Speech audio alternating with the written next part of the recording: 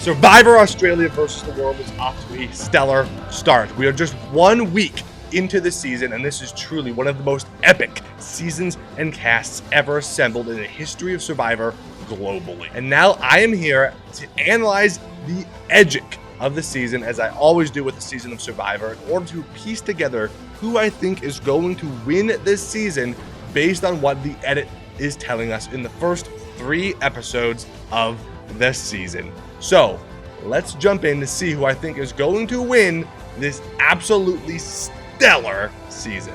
And real quick before we hop into the ratings, if you don't know what Edgic means, it stands for Edit Logic, in which you analyze the edit of each individual contestant. You give them a rating based on the style of edit you think they got in that episode. There are 3 different parts to an Edgic rating. The first part is the type of edit. It can either be UTR, which stands for under the radar, which means you didn't see very much of that person. You didn't get a lot of substantive content from them at all in the episode. There is MOR, which stands for middle of the road. You saw them, you saw some stuff of them talking, but it wasn't you didn't really learn anything new about them or understand their position moving forward. There is CP, which stands for complex personality. You saw a good amount of them. You learned kind of who they are as a character. You learned something new about them, or you get a good understanding of where they are in the tribe, what their storyline is in the season, stuff like that.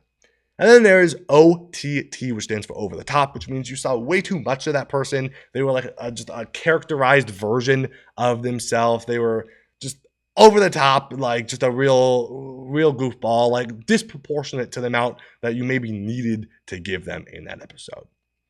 And then the second part of an Edgic rating is the tone. There is P for positive leaning tone, they got, good content, you're supposed to root for them. There's N for negative leaning tone, which means that, maybe you're not supposed to root for them, they're a villain, or maybe they're doing things wrong, they're messing up, stuff like that. And then there is also mixed tone, which is abbreviated with an M. You got a little bit of positivity and a little bit of negativity. And if there is just no letter at all, then that stands for neutral tone. You just, nothing there. It wasn't trying to sway you one direction or the other. It just was what it was. And then finally, the last aspect of an Edgic rating is the number, which is the visibility scale, basically from 1 to 5 on how much you saw them in the episode. 1 for you barely saw them at all in the episode, 5 for you saw way too much of them. And fair warning before we jump into it, I am out of town right now, so I have a little bit of a janky setup here, but I pieced it together to get this content out to you all for this absolutely stellar season I'm super excited about. So here we have our Edgic chart. I did a rough Edgic for the first 2 episodes in the previous days as they came out to prepare for this video. And then today we're going to talk about episode 3, as well as go over my thoughts on the first 2 episodes. And then once we finish talking about the Edgic for all 3 episodes, then we will look at the Contender Rankings and rank each player that is left in the game based on how likely I think it is that they win this season. Before we jump into talking about everybody that is still in the game, we must address the people that have been voted out. Of course, the first person voted out of the season was the amazing Rob Bentelli from Survivor South Africa Season 7, Island of Secrets. Very sad to see Rob go so soon. I was very excited to see really any representative from Survivor South Africa on this season, and Rob, I think, was a really fantastic choice. I think it was really cool to see him here. You could see that he was playing into all the motifs that he was known for. He had his leopard print shirt on. He was, widening those eyes and luring people in. He was doing the old Rob tricks, and it was really cool to get to see him out there with these absolute legends of the game. But I will say, in terms of my perspective on his vote out, I was sad to see him go, and I think that I can understand why. I think he made some mistakes. I think the big mistake that I think Rob made here was, of course, waiting too long to reveal the Deal No Deal Island information to the tribe. I think if he went back and reported that information right away to them, as soon as he heard it, or at least, earlier than tribal council, that might have shifted things a little bit. But because they were already leaning his way, they didn't have this key info that they really needed and to understand why it was important to vote out Parvati over him. It just ended up being that he ended up getting voted out. I think that was a big mistake. I think it was a mistake for him to not reveal the info earlier, but I also kind of think it was a mistake for a lot of people on that tribe to vote him out right away. Now, now that we have watched 2 more episodes, they've obviously won 2 more immunities, so that's fine, but they will be going back to tribal, and I think that this is going to hinder a lot of people. I think really the only person that this does help is Parvati, and I guess Cirie. But now this gives opportunities. It gives opportunities for a Black Widow Brigade, all women's alliance to take out the 2 remaining men on the tribe. And it also gives opportunities for the Americans to stick together and, take out the non-Americans. I think that voting out Rob was a really bad move for Tommi. Not a great move for Kass. Honestly, probably not that good of a move for Lisa or Tony either. I think that they all probably should have voted with Rob against Parvati. So I feel like that was a very interesting move. Now, I understand that Rob wasn't playing up to snuff. Obviously, I gave him an over-the-top -4 rating for the episode. I think that, he got a lot wrong. He was kind of this very imposing force. I have to be honest, halfway through the episode, I was kind of thinking, if Rob survived this, he might be the top of my contender rankings, because it was a pretty cool episode for Rob. I was getting... it was tantalizing. He was going in hard, and it was really fun. But anyways, that's where we left off with Rob. Sad to see him go. And then, of course, the second boot of the season, now the Australians have gone to tribal. David, the Golden God, goes out in second. Wow. I did not see this coming. This one was really surprising to me. I really thought that David was going to go very far in this season. So that was a big shock to me to see David go out so quickly.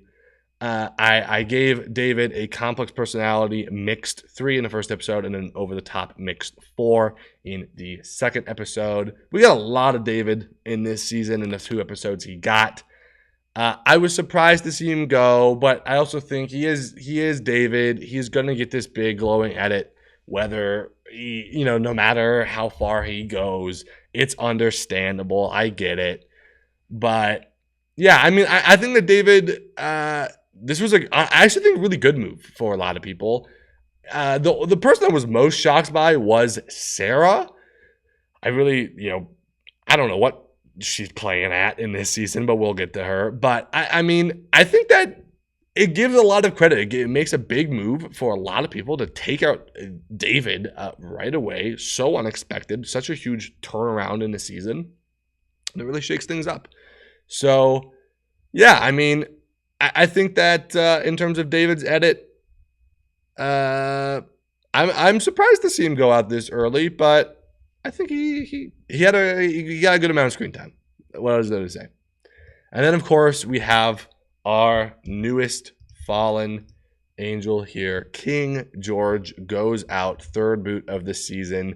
Again, very sad to see George go. I could not believe that he lasted to episode 3. I really thought he was going to be the first one voted out of the season. So it was very fun to at least get 3 episodes of him. I really thought we were so close to the cockroach of Bankstown surviving again somehow. I mean, just absolute absurdness with George in this season.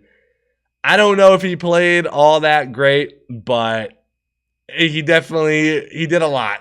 He did a lot. I think he was fun to watch. I think he made a lot of mistakes. I think that it probably was the right move for them to vote out George, but it was very close to not happening. They almost voted out other people. They almost voted out Shonee. It was very close. And I think that George just didn't do himself any favors. I think if he just played a little bit cleaner, had a slightly better grasp on what was going on, he maybe could have survived again. Now, I don't know if he would have survived, episode 4, but he could have at least survived episode 3 over Shonee. if he just proved maybe a little bit more loyalty, a little bit more flexibility to Kirby and Sarah. But I think that he just kind of went into intense, basically, and he decided that he said he was gonna lay back and just happy to be there after the second council, and then he decided to call all the shots and try to make all the decisions for episode 3, and that was just not gonna fly. In terms of George's edit, I gave him an over-the-top mixed 3 in the first episode, and over-the-top -4 in the second episode. Just what a huge, massive edit for George in this season. We got so much fun out of him. They really dunked on him. He was this absolute goofball. And I saw a lot of people saying online, like, oh, what a bad edit for George, or this is such a strange edit. I don't really agree. I feel like George, this edit makes sense for him. He is a goofball and a wingnut and a knucklehead McSpazaton. Like, he's like such a, yes, he's a gamer and he's a really good strategist, but he's such a character, right? And that's what makes him such a compelling presence on these shows. So I think that the edit he got, it made sense based on where he went out, but it also would have made sense, like, honestly, George wins the season. I mean, I feel like you still edit him that way because he's George, you know? I feel like with so many of these characters, we know so much about them. We have, seen their games before. We know what the presence is that they're coming in with. So I thought this edit made a lot of sense for George. I did not rule him out entirely of contention based on the edit, but it wasn't super high. It definitely is like the most dunking edit that he has gotten. And I mean, that's saying a lot for King George of all people. I think we are looking at another over-the-top negative here for George. I might even go as far as an over-the-top -5. Do we see that much of George this episode? I feel like maybe it's a 4. Is it a 4? I don't know. I mean, I feel like we saw a good amount of him. I don't know if we saw an excessively more amount than we saw of him in the previous episodes. But I feel like, yeah, we'll give him a 4 because I think this was definitely the most balanced episode by far of the 3 so far. So I think an over-the-top -4, I think, is appropriate. Really dunking on him. This was his worst episode, I would say, in terms of just being negative tone in a good way, because we all love George, but definitely a negative tone in terms of just dunking on him, being like a villain, having all the wrong reads, making the wrong decisions, nobody really wanting him there. Classic King George stuff here. But yeah, I enjoyed King George in the season. I think that this was an appropriate amount of time for him to be there. I would have loved if we got to see a little bit more because I was a little bit surprised he was making it as far as he was. But glad to have him there in the first place nonetheless. And so we then hop up to the top of the list and we will go in alphabetical order all the way down for the remaining players. So we will talk about Cirie. For Cirie, I gave her a complex personality +3 in the first episode and an underrated 1 in the second episode. First episode. Now, Cirie did not get a very big intro package. She was one of the few people that didn't really get a whole lot at the very beginning of the season. But then we did get a big intro package from her a little bit later in the episode where we see a whole bunch of clips of her on Micronesia with Parvati, and we learn about their history and how they, rode this alliance together, and they tricked Eric Reichenbach into giving up the necklace and all that stuff. So, I mean, we did get a pretty good amount of Cirie there. We also got a lot of positive content for her, especially coming from Lisa, being very positive on Cirie, like, oh, I love Cirie, she's the best, I really want to work with her. We also got Parvati saying kind of similar stuff, how she is so excited to work with Cirie, and Cirie talks out of the side of her mouth when she strategizes and all this great stuff. So I think it was a pretty solid episode for Cirie. In episode 2, we did not really see much of the World Tribe at all in episode 2, so I gave her an under the radar 1 there. I don't really remember anything from her, honestly, in that episode, so that's about all we get there. I should also mention, I have only gotten an opportunity to watch these episodes once. Normally, I watch them twice when I do these Edgic analysis videos, but because I'm out of town this week, this is the edit ratings might change if I were to rewatch them in the future, but this is where we are at currently. So in episode 3, we got a little bit from Cirie, not a ton. I'm thinking maybe a middle of the road, like a middle of the road 2 or 3, maybe a 2. I kind of think we didn't get that much from her. She was there. She talked a little bit, I believe, about looking for the idol and stuff, but we didn't get like a ton of perspective on like complexities of the World Tribe in this episode. And Cirie was not one of the top people that we heard from out of the people on that tribe anyways. So I'm going to give her a middle of the road 2. As for Janine, hopping over to the Australia tribe. Janine, I have not seen a lot of in the edits so far this season. And Under the Radar 1, episode 1, Under the Radar 2 in episode 2. We barely saw Janine at all. I think she had no confessionals in the first episode other than her intro sequence, which was not super long. She's been a pretty background character thus far in the season. Unfortunate, love the godmother. Hope we get to see a little bit more of her if she sticks around. But we saw a little bit more of her in this episode. I would say enough to bump her up maybe to a middle of the road here. I believe she got a couple confessionals talking about how she didn't want to be like told what to do by George, and then how she was like nervous about that he had an idol, and she had to split her vote on Shonee to save herself. So I'm thinking somewhere, I don't know if we got tone from Janine here. I think we're looking at another, honestly, I might give her the same rating as Cirie, a middle of the road 2. Maybe even a middle of the road 3. We definitely got more of her. I feel like we got more of her than Cirie. I'll give her a middle of the road 3. I'll give her a middle of the road 3. You could argue I don't think there's any tone. I'm going to decide there's no tone. We're gonna go with the middle of the road 3 here. For Kass, Under the Radar 2 in the first episode. Didn't really get much, again, other than the intro sequence.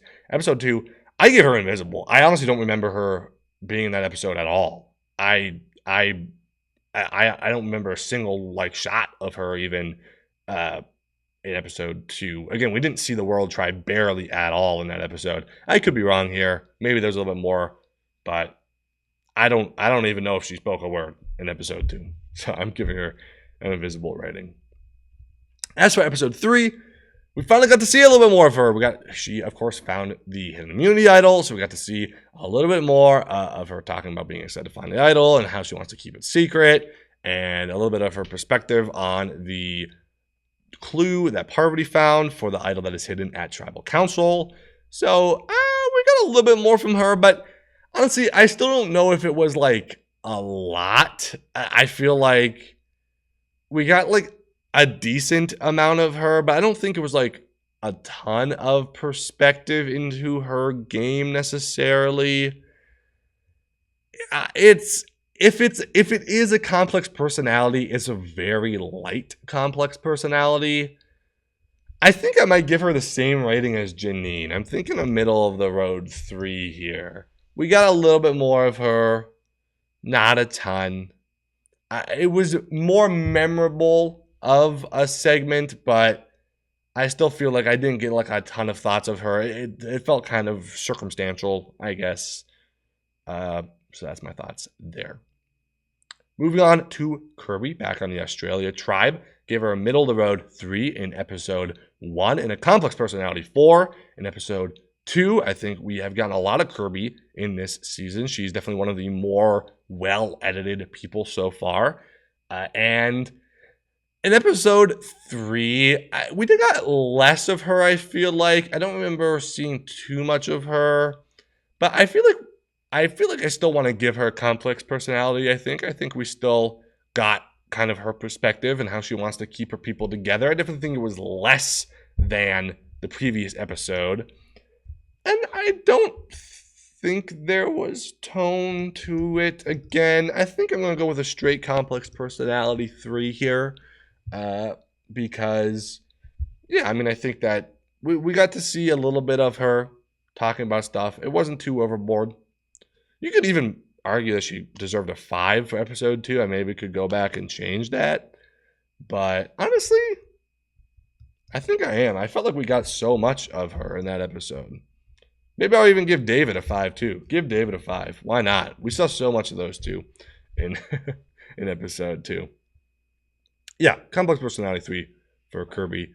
I have very interesting thoughts on Kirby that we'll get into the contender rankings. We get back to Lisa. Lisa starts off with a great premiere episode. I give her a complex personality positive 4. I felt like, she was very endearing. It really felt like she was kind of painted as this character to kind of root for, and she's this big fan of the show. She's like kind of crying over getting to meet some of her idols, and she doesn't want to be bossed around, and she's her own winner of Survivor in her own right. And yeah, I mean, I think it was a great episode for her. I felt like she was like one of the main presences in the premiere of the season. And then in episode 2, like nothing. And I barely remember her being there at all. And I think episode 3, same thing. We're looking at 2-0 confessional episodes in a row for Lisa. I think she was shockingly the person we saw the least of on the World Tribe in this episode. I'm thinking I'm going to give her an under the radar 2, maybe. I think it's under the radar. I want to give her a 2 just because there was that scene of her like pushing Tony in the well, which I feel like was very memorable, even though we didn't get to see much of her or really hear her perspective a whole lot in the episode. She at least had like a memorable scene. So I'll give it an under the radar 2. But yeah, kind of a weird edit for Lisa, who had such a great premiere, an abnormally good premiere, and then not given a whole lot in the next 2 episodes. So that's where we're at. Hopping back over to the Australian tribe, we have Luke, who I gave a middle-of-the-road mixed 2 in the first episode. I gave a complex personality 3 in the second episode. I feel like we didn't get a whole lot from Luke in the first episode. We get a really good intro sequence, but then after that, we didn't hear his perspective too much. Most of the alliance talk kind of came more from David's perspective than it came from Luke. We saw him kind of laughing at George a little bit and joking about the Power Bottoms alliance.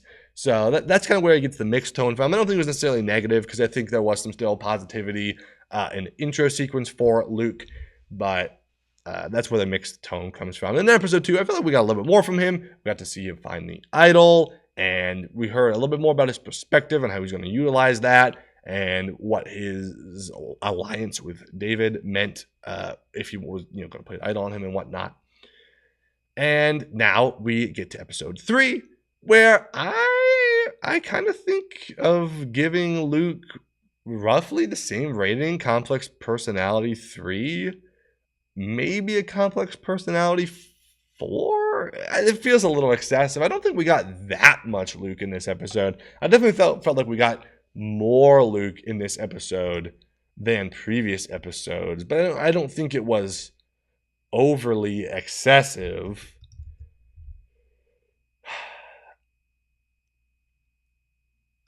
I'll give it a 4. I think.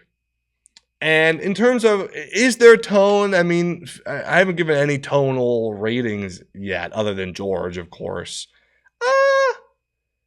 You could maybe argue positive tone, because it definitely felt like you were supposed to kind of be rooting for Luke. They kind of built up this little rivalry of Luke versus George, which kind of came out of nowhere, like this battle of the kings. And it felt like Luke was the one you were supposed to be rooting for out of the two, because obviously George gets voted out. Maybe. You know what? Give him a complex personality +4. Sure, why not? We're spitballing here. We're spitballing here. Okay, this is the first one of the season. I'm just trying to make it work, and if I change anything, I'll let you know next time I am back here. Hopefully with a more in-depth setup. Moving on to Parvati on the World Tribe. More of her than in episode 2. I gave her an over-the-top mixed 5 in the first episode. We saw so much of Parvati, like 17 confessionals, I believe. She got a ton of screen time in the premiere. And I would say she definitely got some positive, being kind of painted as this great player. So, someone to look out for, a big threat, but also very much someone that people wanted to kind of vote out. Someone that maybe wasn't super trustworthy. She also let slip the Dondi information to Rob, which I think was a huge mistake. I don't think it was painted too negatively, but I think there was some negativity there. So that's where the mixed tone comes from. Episode 2, we get a little bit from her. She's one of the few people on the World Tribe we heard from in episode 2. I believe just kind of giving her perspective on the previous tribal. And then now in episode 3, I'm thinking about giving her maybe, honestly, she was there, but I don't know if we got a ton from her. I'm thinking maybe a complex personality 3, or even a complex personality 2, maybe. Yeah, I think complex personality 3 probably all right. We heard her finding the clue to the idol. Felt like she got a decent amount of time in the episode. I wouldn't say a ton, but she was there for sure. Yeah. As for Sarah on the Australian tribe, this is an interesting episode for Sarah. I feel like we still saw a lot of her, but not really in a good way. I feel like this was more like her not getting what she wants. There was, I believe, a quote where she says, "Oh, I never get what I want," or "things never go my way," or something like that. And then the episode doesn't go her way. So I was like, "Oh, that's not very good for Sarah." I'm thinking a complex personality -4, I think, in this episode. We saw a good amount of her. She was a pretty big aspect of the episode. I give it under the radar 1 in the first episode. We didn't see her at all. She was maybe the least edited person in the first episode. But then in episode 2, we saw a ton of her. Complex personality 4. I mean, I thought that she, was a huge aspect of the strategy of voting out David as a sort of swing pivot vote of some kind. And now I think we saw a lot of similar content as we did in episode 2, but it felt a little bit worse. She was a little bit more negative on maybe making a mistake voting out David. Also, wanting to take out Shonee for some reason. She keeps saying she wants to play a loyal game, but it's just playing an unbelievably unloyal game. She, has a number 1, but that's about it. She's not loyal to anyone else. So, yeah, I don't know. Interesting edit so far for Sarah. A little bit all over the place. Shonee in this episode, I gave her a complex personality 3 in the first episode. We got a good amount of Shonee. She was there. Not excessive, but a pretty good amount. And then episode 2, I gave her a middle of the road 3. I felt like we did see Shonee. She didn't get a lot of confessionals. Maybe I don't think she got any confessionals in episode 2. But I felt like we saw her. I felt like she was around camp. She was still a part of the episode. She almost got voted out. So, I feel like she was in on it. And then in this episode, I think I might give her the same rating I gave Luke. I think a complex personality +4. I think that we saw a good amount of her. You could even argue a 5 maybe. She was a big aspect of this. You were kind of rooting for her in this rivalry with George. You wanted her to get the upper hand here. I felt like was the way it was kind of painted. I kind of wanted George to stay over Shonee, just personally. But I think the edit was telling us to root for Shonee more than George in the scenario. We got a lot of content here, a lot of insight into her strategy. Good episode for Shonee. Tommi, I gave an under the radar 2 in the first episode, under the radar 1 in the second episode. Felt like a little bit more than Kass because We at least saw him like talking to Tony a little bit in episode 2. But otherwise, yeah, not a whole lot for Tommi so far in the season. But I think we can bump him up to a middle of the road. We saw him a little bit, talking about looking for the idol and whatnot. It wasn't much. I probably would give him, same gave Cirie middle of the road too. I think not a whole lot there, but a little bit like something to remember. So better than under the radar. Easily the best balanced episode edgically so far in the season. And finally, we have Tony. I gave Tony a middle of the road 2 in the first episode. I felt like he wasn't there a whole lot, which was good for Tony. I think that, he didn't need to come out swinging too much. He got a really good stuff in the beginning of the season, and then, or the beginning of the episode, right, in the intro package. And then after that, just a little bit, not too much. We saw him talking to Cirie and Parvati, and just kind of hanging out around camp, and that was about all we needed. Episode 2, he was really the only person I felt like that we actually got good insight from on the World Tribe in episode 2. We gave him complex personality 3. We saw his perspective. He's kind of worried about the beginnings of a girls' alliance. And then now in this episode, I feel like we saw even more of that. We saw a lot more of his concern about this worry about this girls' alliance and kind of how he's going to overcome that. I'm thinking of giving Tony either a straight complex personality 3 or maybe even a complex personality positive 3. I felt like Tony was someone to kind of root for here. I know I was kind of rooting for Tony to find the clue, find the idol. I was like, come on, Tony, you can overcome it. I felt like Tony came off as really likable in this episode. I think he even said like girl power at some point. Was that this episode or was that last episode? I'm not sure. But I don't know. I feel like this was like, he was just like being very supportive to the team, but like also being this kind of rootable underdog. I think I'll give him a complex personality positive 3. Why not? You earned it, Tony. Old Tony fans would maybe be surprised to see Tony getting a positive rating in an episode like this, but here we are, positive rating underdog Tony. So yeah, that is the Edgic so far for the season. I definitely have some stuff wrong here. Nothing's wrong, but some stuff that maybe isn't totally accurate to what it should be. But it's just kind of my initial thoughts here. I'll probably think a little bit more about it at a later time. But yeah, with that, let's move on to the Contender Rankings. So here we are with the Contender Rankings. Just to kind of I'll just talk about the people that have been voted out first in my Contender Rankings, and then I'll kind of go individually and talk about each person's journey.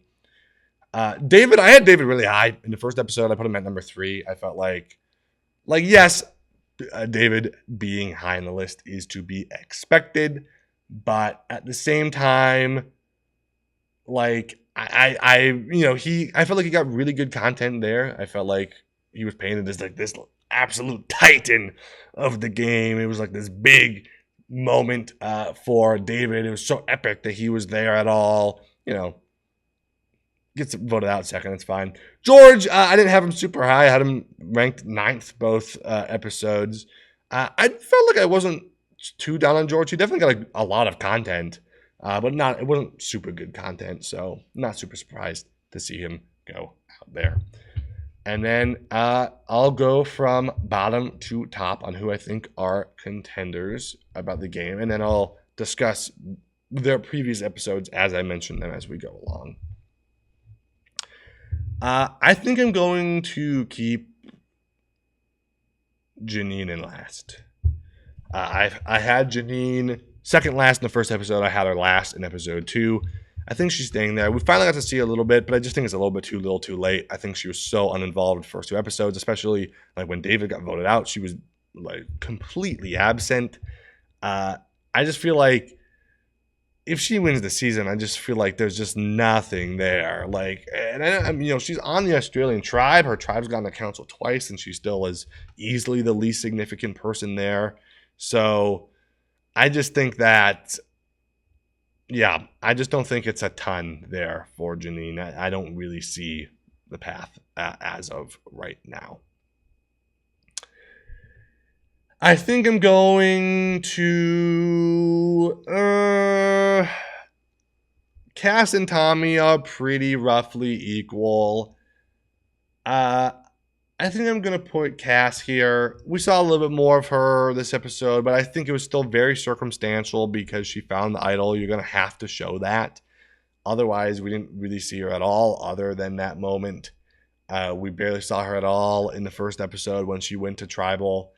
I just don't think the edit is super there for her, unfortunately. And I'm going to put Tommi next on the list. I put Tommi above Kass simply because I felt like he had a better intro package than Kass did.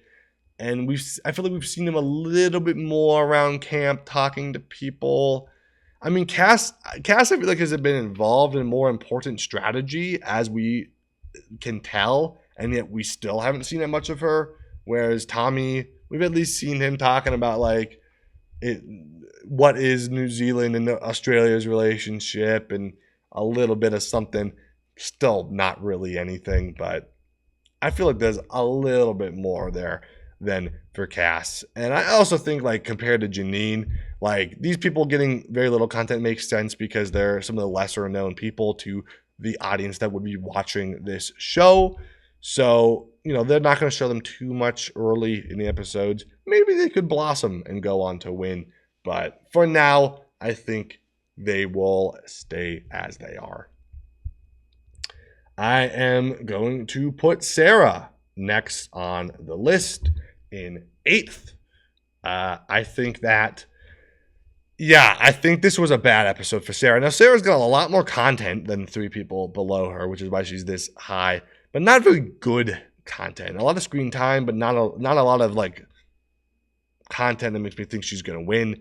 I think that her narrative so far is just being very I can't think of the word right now, but like she keeps like contradicting herself. She wants to be loyal, but she's not loyal. She wants to like better her image, but like isn't really. She's kind of all over the place. She wants to like get things done and make things go the way she wants them to go, and they're not.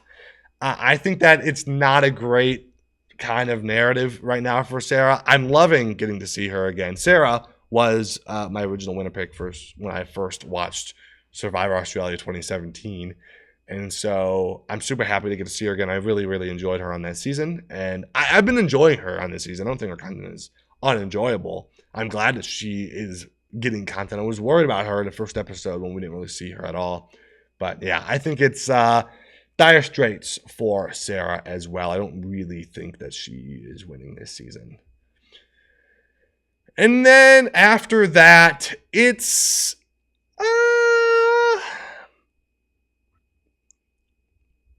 interesting. It's interesting. I think I'm going to keep Shonee next. I think that there was some circumstantial stuff here, getting George out. Also, she's Shonee. She is like the Australian Survivor darling. So her getting good content is not that surprising.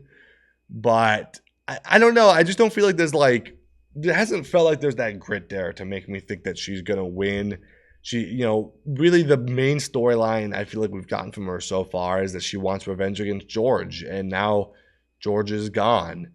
And I mean, sure, we got a little bit of setup for her having an alliance with Kirby. But Kirby's alliance with Sarah has seemed way more pertinent in episodes 2 and 3 than her alliance with Shonee. Doesn't really feel like that is super important.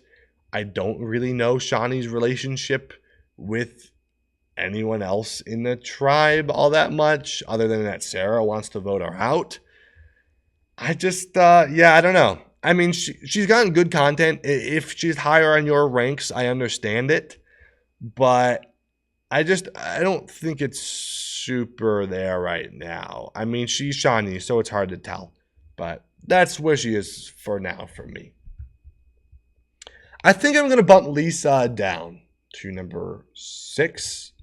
I think that Yeah, I think that really great premiere for Lisa, really bad episodes 2 and 3. Basically nothing. Now, Australian Survivor, I mean, infamously is very unbalanced edits. It's not that surprising that, the tribe that doesn't go to tribal doesn't get that much of content. That's the way it is.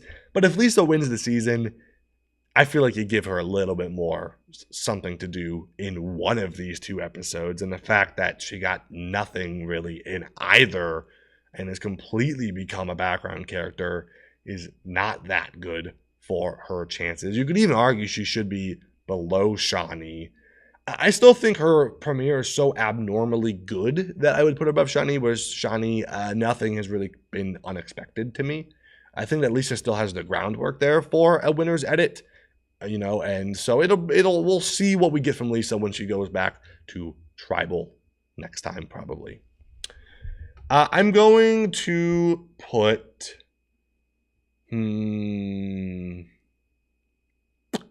this is interesting. This definitely feels like top 5 to me. I think I'm going to put Tony at 5. I don't super see it for Tony. I think he got a decent premiere, and he's definitely gotten the best edit of the World Tribe in both episodes 2 and 3. But to me, that kind of reads more like Tony might not be here that much longer, and so they want to give him content, rather than it reads to me that he's going to win this season. I think a little bit similar to the edits that we saw for David and George, I suppose.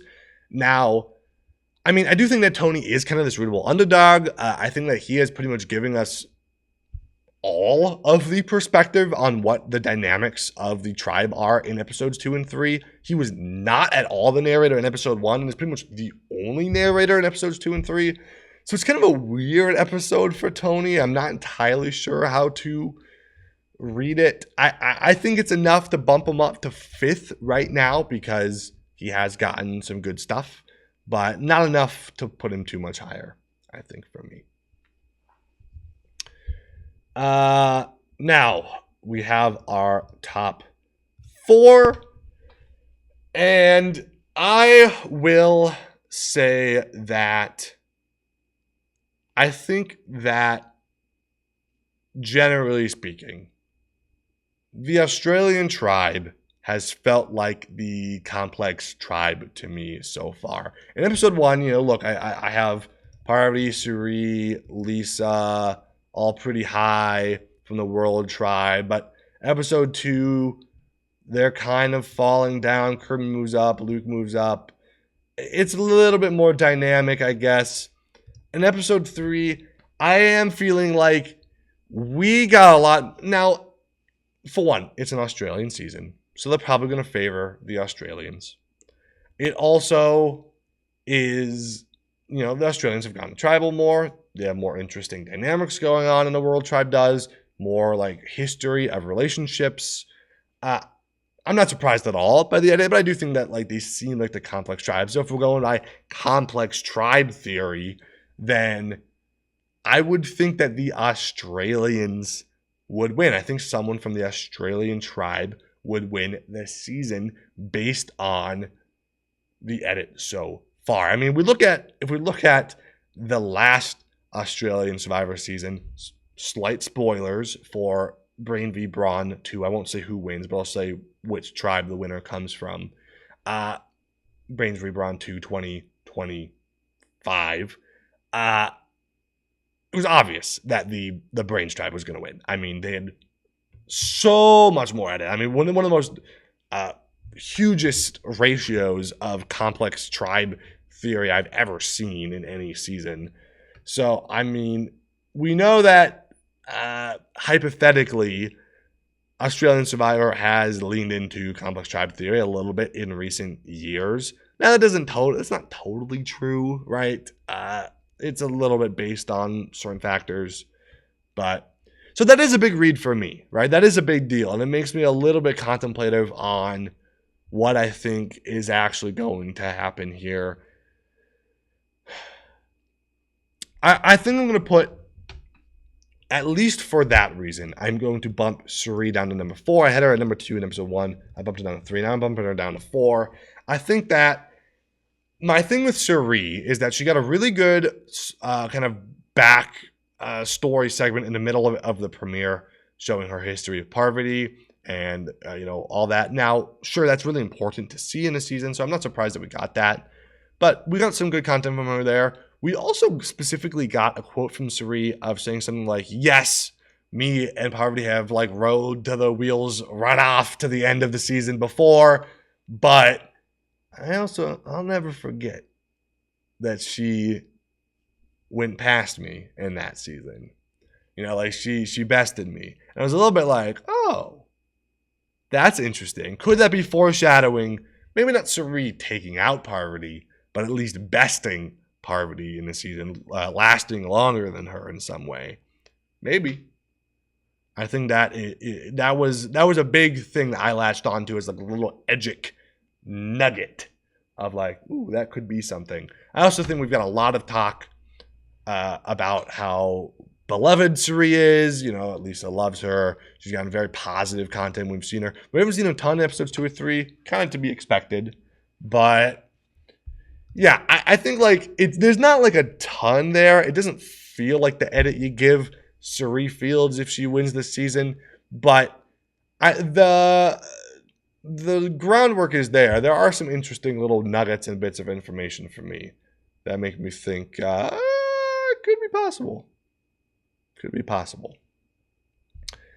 I am going to put Luke at number 3. Lucas had an interesting edit. I didn't love Luke's edit in the premiere, and I didn't love Luke's edit in episode 2 at first, but then I thought about it some more. I think that there are some interesting aspects to Luke's edit that are some kind of little nuggets of stuff that make me think he could win this season.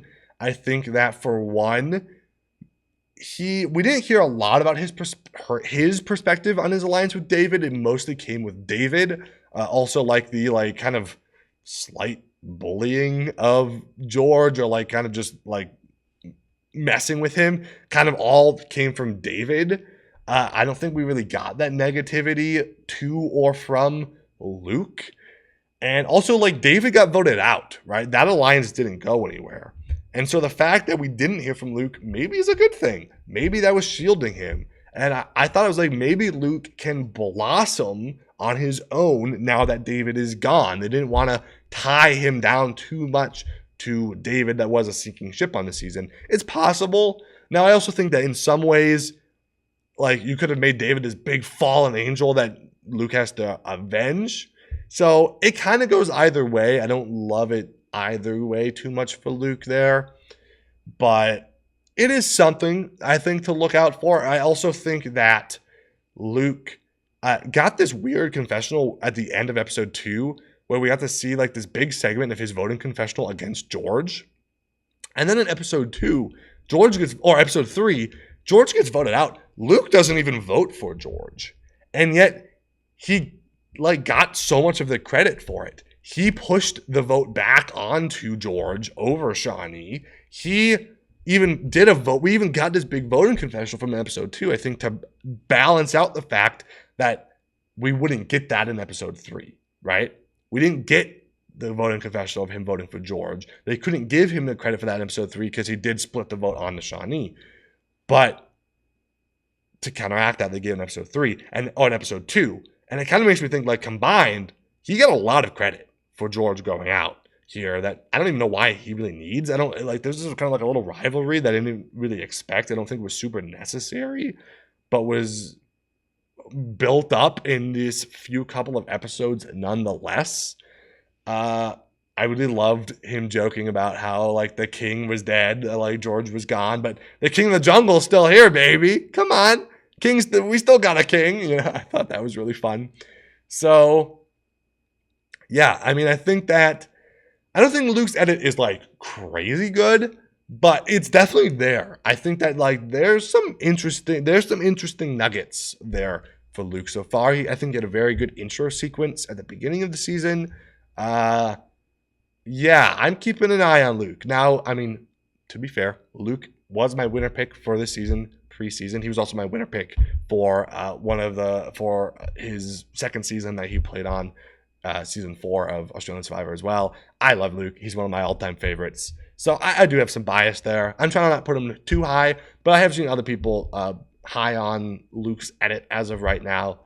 I think it's there. There's something there. I'm going to keep Kirby at number 2. I know I talked about thinking the Australian tribe was the complex tribe, and maybe I should have an Australia number 1. But honestly, like I don't super have an opinion between like of Kirby being too much higher than Luke, and I don't want to bump Parvati down to 3, so I'm going to leave it like this for now. I think that Kirby had such a good episode 2. I thought she had a pretty good episode 1. If you look back, I put her at number 5 in episode 1, which is maybe a bit of a hot take, but I felt like there was some interesting stuff there. We got to see that alliance with Shonee. There was a little bit of groundwork there. I felt she had a decent intro package. And I felt like, okay, she's not doing a whole lot in episode 1, but it still felt like she is built up as a presence of some kind. And it exploded exactly the way I thought in episode 2. So much credit. All the credit goes to Kirby for taking out David. She is the God Slayer. It was really epic. I think there was such a huge episode for her. And I think episode 3 was still pretty good. She got what she wanted. She wanted George to go, not Shonee. She wanted to protect her alliance, and she did. She got what she wanted, even though it ended up being way closer and more chaotic than it needed to be. Kirby is like kind of running the game. I think Kirby is arguably playing the best game on the season so far. And do I think that Kirby will win? I don't know. I mean, but I think that the edit she gets is because she is probably playing the best game. I think she's probably going to go decently far. I don't think she gets voted out next. I'd be a little bit surprised. But, you know, watch me eat my hat next time. But yeah, I think that good stuff here from Kirby. And then I have Parvati at number 1. Mostly just because I think that, again, Parvati had such good content in that first episode. Like 17 confessionals, so much. We got so much of her backstory, a backstory on her own, her backstory with Kirby, how she wants to come back and avenge her finally getting that second win in Samoa that she has wanted for 15 years at this point. Yeah, I think that she's got a lot built up. I mean, she hasn't been like the main person in the past few episodes. I mean, arguably, like, if I'm going based off of episodes 2 and 3, I would not put her at number 1. But I just think that first episode is still so good. And the fact that she has been like one of the few people from the World Tribe we have seen at least some of in episodes 2 and 3, I think keeps her up there for me. I think we've seen, like, Cirie's kind of gone down because she hasn't gotten a whole lot since the premiere, whereas Parvati got so much of the premiere and has still gotten an okay amount in episodes 2 and 3. I'm interested to see what happens in the double tribal that we're getting next time, if that will end up being what the content divide will be between the two tribes. Do I think that one tribe, like, will the Australian tribe continue to kind of be the complex tribe when both tribes are going to council? I don't know. It's hard to judge that as well because I think that the world tribe hasn't gone in a while, so it would make sense to see more of the world, whereas I feel like the Australian tribe, we have more of a sense of where people are, although honestly I'm more confused about what's going on the Australian tribe than the world tribe, even though we've seen way more of them. So it's tough to say. But I think that is where I'm going to leave it. We can take our top 5. Actually, we can take all of these because I haven't copied them over yet and put them in there. And those are our contenders for the first 3 episodes of Australia versus the world. What a week it has been. It's been super fun. I've really loved it. I've had a blast analyzing the edit and watching the episodes. I really think this is going to be an all-time season. It has been just absolutely epic so far. I would love to hear everybody's thoughts out there on what I got right, what I got wrong. If you have any disagreements with me or any agreements with me, and just your general thoughts on the season. Are you enjoying it? What do you expect to happen? And yeah, in terms of my predictions for the future of the season, I think we're going to the double tribal next time, as we saw in the Next Time on Survivor at the end of the last episode. And so I think we are going to have the first person voted out not make the jury, and the second person voted out make the jury. And whether that is true or not, I think we're going to merge right after that at 9 people. I'd be shocked if we go past 9 without merging. So I think that's going to be where we're at. And I think that the people voted out on each tribe. I think Tony's going to be voted out on the World Tribe, and I think Shonee is going to be voted out on the Australia Tribe. I just think the storylines are there for both of them to go out.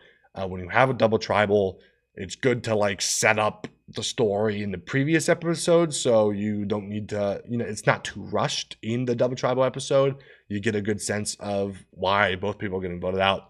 I think that Tony's kind of gotten that content, and I think Shonee just makes a lot of sense to be the person voted out. I don't think it's Kirby.